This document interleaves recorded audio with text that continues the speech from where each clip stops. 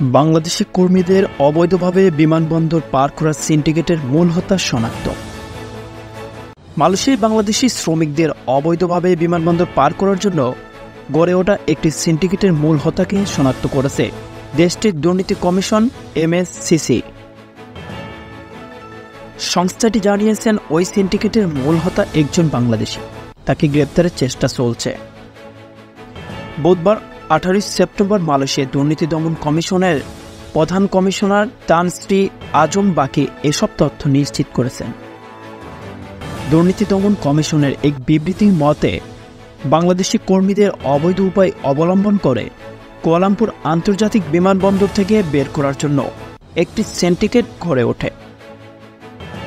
ওই সিন্ডিকেটের মাধ্যমে বাংলাদেশি কর্মীদের প্রবেশের জন্য মালয়েশিয়ার নিরাপত্তা বাহিনীর বিভিন্ন এজেন্টকে ঘুষ দিয়ে ইমিগ্রেশন কর্মকর্তাদের হাতে পৌঁছে দেওয়া হয়।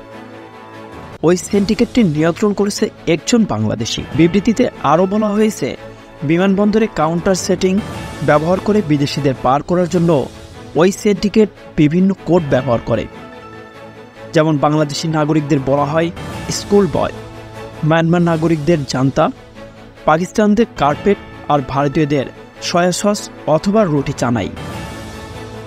দুর্নীতি দমন কমিশনারের প্রধান কমিশনার জানান, সিন্ডিকেটের মূল হোতা ওই বাংলাদেশি এখনও মালয়েশিয়ায় অবস্থান করছেন এবং তাকে নজরদারিতে রাখা হয়েছে, যে কোনো সময় তাকে গ্রেপ্তার করা হতে পারে।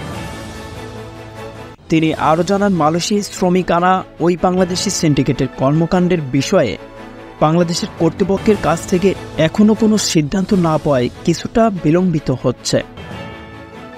সংবাদের এ পর্যন্তই। পরবর্তী নিউজ আপডেট পেতে আমাদের সাথেই থাকুন। ধন্যবাদ।